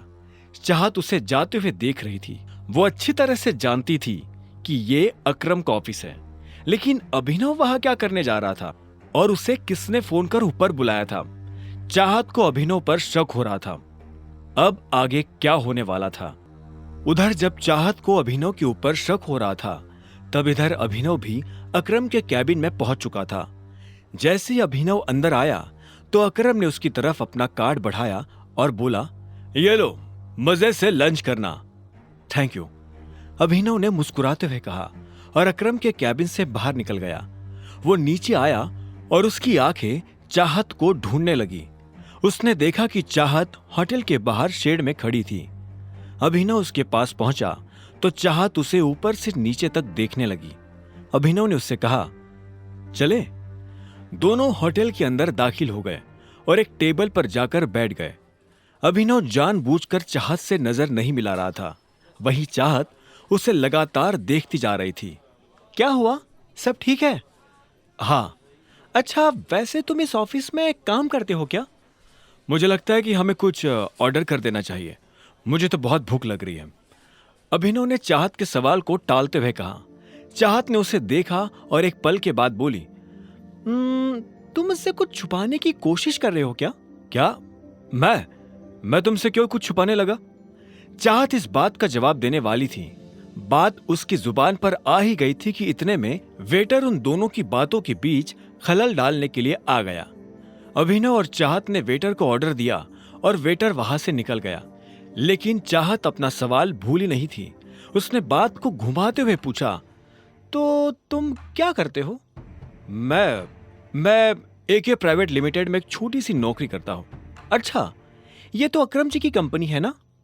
अभिनव ने जवाब में हाँ में सिर हिला दिया। इससे पहले कि चाहत आगे कोई सवाल करती, इतने में एक लड़का चाहत के बगल में आकर खड़ा हुआ और बोला, हेलो गॉर्जियस। चाहत ने पलटकर देखा तो पाया कि एक सुंदर सा लड़का फॉर्मल्स पहनकर उसके पास खड़ा था। जैसे उसकी नजर चाहत से मिली तो उसने कहा, यू आर सो ब्यूटीफुल। मैं आना तो नहीं चाहता था, लेकिन मेरा मन नहीं माना। क्या मैं तुम्हें एक बढ़िया सी ट्रीट ऑफर कर सकता हूँ? उस लड़के ने कहा। उसकी आंखों में एक शरारत भरी मुस्कान नजर आ रही थी। चाहत उसकी नीयत समझ चुकी थी और अभिनव को भी ये समझ आ गया था कि वो किस नीयत के साथ यहाँ खड़ा था। ऐसे में उसने भी लड़के को टालने के लिए गंभीरता से कहा, तुम्हें नजर नहीं आ रहा? वो पहले ही मेरे साथ डेट पर है। उस आदमी ने अभिनव की तरफ देखा और बोला, ओह अच्छा, मुझे तो लगा कि तुम इसके छोटे भाई हो। पर चलो, अब जब तुमने बता ही दिया है कि तुम इसके साथ डेट पर आए हो, तो मैं तुम्हें बहुत प्यार से कह रहा हूं, निकल लो। यह सुनकर अभिनव को बुरा लगा, लेकिन उसने कुछ नहीं कहा। तुम इतनी सुंदर हो, तुम्हें देखकर लगता है कि तुम किसी वेल टू डू फैमिली से आती हो, डोंट माइंड, लेकिन तुम्हें इस तरह के लड़कों के साथ डेट पर नहीं आना चाहिए। Standard is important, right? तुझसे किसी ने कहा ज्ञान देने को? अभिनव ने बीच में आते हुए कहा। उस लड़के ने अभिनव को घूरते हुए देखा और फिर से चाहत की तरफ देखकर बोला, तुम प्लीज मेरे साथ आओ, ट्रस्ट मी, मैं तुम्हें कोई प्रॉब्लम नहीं होने दूंगा। तो इतने में अभिनव अपनी जगह पर खड़ा हुआ और उसने उस लड़के का कॉलर पकड़ लिया। अरे अरे ये क्या हो रहा है? अरे ये क्या कर रहे हो? छोड़ो उसे। हर कोई अभिनव की इस हरकत को देखकर हैरान हो गया। अभिनव को भी एहसास हुआ कि उसने लड़के को कुछ ज्यादा ही पीट दिया था। ऐसे में उसने हाफते हुए उसे छोड़ दिया। वो लड़का खड़े रहने लायक भी नहीं बचा था। अभिनव को जब होश आया तो उसने उस लड़के को ऊपर से नीचे तक देखा तो उसे बहुत बुरा लगा। वो ऐसा कुछ करना नहीं चाहता था, लेकिन अगर वो ये नहीं करता तो वो लड़का चाहत को परेशान करता रहता। अभिनव पलटा और चाहत को देखने लगा। चाहत दूर खड़ी होकर मुस्कुरा रही थी। उसकी मुस्कान में अभिनव को एक तरह की शांति नजर आ रही थी। अब उसे डर नहीं लग रहा था। तभी अभिनव के कंधे पर पीछे से एक हाथ आया और उसने अभिनव के कंधे को कसकर पकड़ लिया। अभिनव ने पलटकर देखा तो पाया कि वही लड़का उसे मारने के लिए खड़ा था, पर इससे पहले कि वो अभिनव पर हाथ उठाता, अभिनव ने उसे कोहनी से झटका दिया और वो नीचे गिर गया। हर कोई अभिनव के फोटो खींच रहे थे, उसकी वीडियो बना रहे थे। अभिनव को ये देख अच्छा नहीं लग रहा था। उसे ये सब अजीब लग रहा था। वो यहां से निकल जाना चाहता था, पर इससे पहले कि वो निकल पाता, इतने में पीछे से आवाज आई। क्या हो रहा है यहाँ? ये कोई मछली बाजार नहीं है, एक रेप्यूटेड होटल है। ये आवाज और किसी की नहीं बल्कि होटल के मैनेजर की थी। तुम्हारी हिम्मत कैसे हुई हमारे वीआईपी कस्टमर के ऊपर हाथ उठाने की? क्योंकि इस आदमी ने हम लोगों को परेशान किया। मैं इसे मुंह नहीं लगाना चाहता था, फिर भी ये मेरे बारे में भला बुरा कह रहा था और इसने मेरे पिता के बारे में भी उल्टा सीधा कहा था। बस इतनी सी बात पे तुमने इनके साथ इतना कुछ कर दिया। अभी के अभी माफी मांगो इनसे। मैं इससे माफी मांगू? इससे कहो कि ये मुझसे माफी मांगे। चुपचाप माफी मांग। तू जानता नहीं मैं कौन हूं। बिना माफी मांगे मैं तुझे इस होटल से बाहर भी नहीं निकलने दूंगा, उस आदमी ने कहा जिसे अभिनव ने मारा था। मामला बिगड़ता जा रहा था। अब इससे पहले की बात आगे बढ़ती, चाहत बीच में आई और बोली, एक्चुअली गलती अभिनव की नहीं है, इस आदमी की है। इसने मुझे छेड़ने की कोशिश की। यह मुझसे गलत तरीके से बात कर रहा था। मैं और अभिनव साथ में लंच पर आए थे, पर यह आदमी। चाहत ने सारी बात मैनेजर और आसपास खड़े लोगों को बता दी। मैनेजर ने पलटकर उस लड़के को देखा और बोला, क्या यह सही है? उस लड़के ने कोई जवाब नहीं दिया। ऐसे में मैनेजर फिर से चाहत की तरफ पलटा और बोला, जो भी हो मैडम, पर इससे माफी तो मांगनी ही पड़ेगी। अभिनव समझ गया था कि मैनेजर उससे ऐसे क्यों बात कर रहा था। असल में वो अभिनव को उसके कपड़ों से जज कर रहा था। जब अभिनव को लगा कि उसके पास और कोई रास्ता नहीं है, तो उसने अपनी जेब से अकरम का कार्ड निकाला और मैनेजर की तरफ बढ़ाते हुए बोला, तुम्हें पता है मुझे ये कार्ड किसने दिया है? इस पर लिखा नाम पढ़ लो, उसके बाद तुम्हें समझ में आ जाएगा कि निष्पक्ष फैसला कैसे किया जाता है। हाँ, ये सही कह रहा है। भीड़ में से किसी ने अभिनव की बात का समर्थन करते हुए कहा। मैनेजर ने अभिनव से कार्ड लिया और उसे ध्यान से देखने लगा। जैसे उसने कार्ड पर लिखा नाम पढ़ा तो उसकी आंखें फटी की फटी रह गई। जब अभिनव ने देखा कि मैनेजर के पास कुछ भी कहने को नहीं बचा है, तो उसने उस लड़के की तरफ देखकर कहा, और तू लड़कियों से बात करने से पहले अपनी माँ के पास जा और उनसे सीख के लड़कियों की इज्जत कैसे की जाती है। इतना कहते ही अभिनव ने चाहत को अपने साथ लिया और वहां से निकल गया। दोनों गाड़ी में आकर बैठ गए थे, लेकिन कोई किसी से बात नहीं कर रहा था। इधर चाहत भी बार बार उसे देख रही थी और जब उससे रहा नहीं गया तो उसने पूछा, तुम ठीक हो? हाँ सॉरी, मैंने तुम्हारा मूड और तुम्हारा लंच दोनों खराब कर दिए। तुम चाहो तो हम कहीं और चलकर खा सकते हैं। ठीक है, मुझे कोई दिक्कत नहीं, मैं पूरे दिन फ्री हूँ। अभिनव ने उसकी बात सुनी और गाड़ी दूसरे होटल की तरफ मोड़ दी। कुछ देर के बाद उसने गाड़ी एक होटल के बाहर लगा दी। चाहत नीचे उतरी और उस होटल की तरफ देखने लगी। अभिनव ने ऊपर लगा बोर्ड देखा और उसके बाद चाहत के साथ अंदर दाखिल हो गया। अभिनव जानता था कि यह होटल दिक्पाल का था। तो तुमने डिसाइड कर लिया है कि तुम मुझे अपने बारे में कुछ नहीं बताने वाले? अभिनव के मन में जब ये सारे ख्याल चल रहे थे तभी चाहत ने कहा। दोनों एक टेबल पर आकर बैठ चुके थे और वाइन पी रहे थे। अभिनव ने भोला बनते हुए पूछा, किस बारे में? असल में वो समझ गया था कि चाहत के मन में यह शक की सुई क्यों घूम रही थी। उस दिन पार्टी में जब अकरम अभिनव को अलग से अपने साथ ले गया था तब बाकी लोगों ने तो ये मान लिया था कि वो उसके ड्राइवर का बेटा था, लेकिन ये बात चाहत के गले नहीं उतर रही थी। उसने कहा, कमाल है, तुमसे तो मैं तुम्हारे बारे में ही पूछूंगी ना।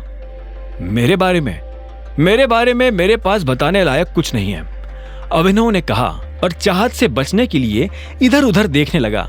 तभी उसकी नजर कुछ लोगों पर पड़ी जो आपस में काफी गंभीर बातें कर रहे थे। उनमें से एक आदमी ने कहा, इस टाइम दिक्पाल बॉस का डंका सिर्फ गुड़गांव में ही नहीं पूरे इंडिया में बज रहा है। हाँ, मार्केट से जैसे ही टाइगर गायब हुआ वैसे ही टाइगर का नाम भी गायब हो गया। यह सुनते ही अभिनव पलटकर उस आदमी को देखने लगा जो ये बात कर रहा था। उसे समझ नहीं आ रहा था कि आखिर वो टाइगर के बारे में इस तरह की बातें क्यों कर रहे थे। बताओ ना अभिनव, तुम मुझसे क्या छुपा रहे हो? चाहत ने पूछा। तभी उन लोगों में से एक ने कहा, नहीं, टाइगर अभी गया नहीं, टाइगर जिंदा है और वो जल्द ही लौट कर आएगा। मैंने तुमसे कहा था ना जॉनी, इतनी मत पिया करो कि संभली ना जाए। कुछ भी बकवास कर रहे हो। बकवास नहीं बकवास तो तुम कर रहे हो। टाइगर का कंपैरिजन दिक्पाल से, विस्की और देसी शराब का क्या मैच। मैं कह रहा हूं टाइगर जिंदा है and he will return soon. Johnny नाम के इस आदमी की बात सुनकर अभिनव के रोंगटे खड़े हो गए थे। वो ये जानना चाहता था कि जॉनी मन से फेंक रहा था या उसके पास सच में कोई जानकारी थी। जब अभिनव उन लोगों की बातों को ध्यान से सुन रहा था तब इधर चाहत भी उसे देख रही थी। चाहत भी अब अभिनव की तरह उन लोगों की बातें सुनने लगी थी। जब उसके कान में उनकी बातें पड़ी तो वो धीरे से हंसते हुए बोली, क्या डेयरिंग है यार इन लोगों की। दिक्पाल की होटल में बैठकर टाइगर की बातें कर रहे हैं। या तो इन्हें शराब चढ़ गई है या फिर सच में इनमें बहुत हिम्मत है। इतना कहकर चाहत फिर से अपनी कुर्सी पर आराम से बैठ गई थी, लेकिन अभिनव अभी भी उनकी बातें सुन रहा था। टाइगर सबसे बेस्ट है इंडिया में, तो क्या आउट ऑफ इंडिया भी कोई उनका मुकाबला नहीं कर सकता। दिक्पाल तो दूर दूर तक नहीं, जॉनी ने कहा। उसके मुंह से ये सुनते ही एक आदमी ने जॉनी के मुंह पर अपना हाथ रखा और बोला, तुम्हारा टाइगर को लेकर जो ये प्यार है ना, ये तुम्हारी जान ले लेगा प्यारे। जैसे ही दूर बैठे अभिनव ने यह सुना तो उसके चेहरे पर मुस्कान आ गई। इतने में तीसरे आदमी ने कहा, हाँ यार, ये जॉनी हमें मरवा देगा। मुझे लगता है कि हमें यहां से निकल जाना चाहिए। तभी अभिनव की नजर एक काले सूट पहने आदमी पर पड़ी। उसने आंखों पर चश्मा लगा रखा था और काफी देर से उन तीनों को देख रहा था। जैसे ही वो तीनों आदमी अपनी जगह से उठकर वहां से बाहर निकले, वो आदमी भी उनके पीछे पीछे जाने लगा। जब वो अभिनव के बगल से निकला तो अभिनव ने देखा कि उसके पास एक बंदूक थी। अभिनव को यह समझने में देर नहीं लगी थी कि वो दिक्पाल का आदमी था। अभिनव को यह भी समझ में आ गया था कि कुछ ही देर में उन तीनों लड़कों के साथ यह आदमी क्या करने वाला था। अभिनव! जब अभिनव अपने ही ख्यालों में खोया हुआ था तभी चाहत ने चिल्लाते हुए कहा और उसे उसके ख्यालों से बाहर निकाल दिया। अभिनव ने उसे देखा और बोला, क्या कह रही थी तुम मेरी दोस्त से झूठ बोल रहे हो। कौन सी दोस्त? अनन्या! चाहत ने जोर देते हुए कहा। अभिनव को एहसास हुआ कि उससे गड़बड़ हो गई थी। फिर भी उसने बात संभालने की कोशिश करते हुए कहा, नहीं, ऐसा कुछ नहीं है। मैं क्यों उससे झूठ बोलने लगा। और हाँ चाहत, मुझे अभी निकलना होगा, एक जरूरी मीटिंग है, मुझे उसके लिए जाना है। और फिर तुम्हें तो पता ही है, मैं अनन्या का पति हूं। अगर घर पहुंचने में जरा भी देर हो गई तो वो मेरी जान ले लेगी। वैसे भी वो मेरे ऊपर बहुत शक करती है। शक तुम्हारे ऊपर? वो तुम्हें पसंद तक नहीं करती, उसके दिमाग में तुम्हारा ख्याल भी नहीं आता, तो फिर वो तुम्हारे ऊपर शक क्यों करने लगी? हाँ जानता हूं, फिर भी अभी मुझे जाना होगा। क्या मैं तुम्हें घर छोड़ दूं? चाहत ने अभिनव के सवाल के जवाब में हाँ में सिर हिलाया और फिर थोड़ा हिचकिचाते हुए अपनी जगह से खड़ी होकर बोली, हम फिर कब मिलेंगे? जल्द ही। अभिनव ने इस बात का कोई जवाब नहीं दिया और चाहत के साथ होटल से बाहर आ गया। जब वो बाहर निकला तो उसने देखा कि जॉनी और उसके साथी पीछे की तरफ भाग रहे थे। अभिनव को ये सब ठीक नहीं लग रहा था। उसने चाहत से पूछा, तुम्हारा घर कहाँ है? अभिनव की आंखें आगे भी थी और पीछे भी। चाहत ने कहा, मुझे बस यही पास ही उतार दो, मुझे वहां एक छोटा सा काम है, मैं वहीं से निकल जाऊंगी। कुछ देर के बाद जब अंधेरा होने लगा तब अभिनव की गाड़ी उन लोगों के पास जाकर खड़ी हो गई थी जो एक आदमी को घेर कर खड़े थे। उन लोगों के पास पहुंचकर अभिनव को पता चला कि वो लोग उस लड़के को मार रहे थे। रुको! इतने में अभिनव ने चिल्लाते हुए कहा। उसकी आवाज सुनकर सभी रुक गए और पलटकर देखने लगे। अभिनव एक कदम उनके पास आया और बोला, क्यों उस बेचारे को मार रहे हो? तुझसे मतलब है तभी तो यहाँ खड़ा हूं। अगर जिंदगी में आगे भी खड़ा ही रहना चाहते हो तो चुपचाप यहाँ से चले जा, वरना इसकी तरह लंबा कर दूंगा। एक हट्टे कट्टे से आदमी ने अभिनव को घूरते हुए देखा और कहा। यह सुन अभिनव को हंसी आ गई। उसने कहा, अरे ये लाइन तो मैं तुझे बोलने वाला था, तूने मेरी लाइन छुड़ाई, अब तो तू और ज्यादा मार खाएगा। अभिनव के मुंह से ये बात सुनकर उन लोगों को और ज्यादा गुस्सा आ गया। उन लोगों का लीडर आगे आया और बोला, यारे हीरो बन रहा है क्या? है? जानता नहीं गुड़गांव में ये हीरोगिरी काम नहीं आती। चुपचाप चला जा, वरना बेकारी हमें एक की जगह 2 कब्रें खोदनी पड़ेगी। अभिनव ने इस बात का कोई जवाब नहीं दिया। वो बस उन लोगों की तरफ देख रहा था और उनकी गिनती कर रहा था। इतने में उसने एक लड़के से कहा, भाई जरा पीछे होना। हाँ, वो लड़का पीछे हटा तो आखिर में अभिनव ने अपनी गिनती पूरी कर कहा, हाँ अब कब्रिस्तान वालों को फोन करके बोल दो कि वो 2 नहीं 20 कब्रें खोद कर रखे। 2 लोग 20 मुर्दों को गाड़ने आ रहे हैं। आगे की कहानी जानने के लिए देखें अगला एपिसोड सिर्फ पॉकेट एफएम के यूट्यूब चैनल पर, और द रिटर्न ऑफ टाइगर के सारे एपिसोड्स को सुनने के लिए डिस्क्रिप्शन में दी लिंक से डाउनलोड करें पॉकेट एफएम ऐप।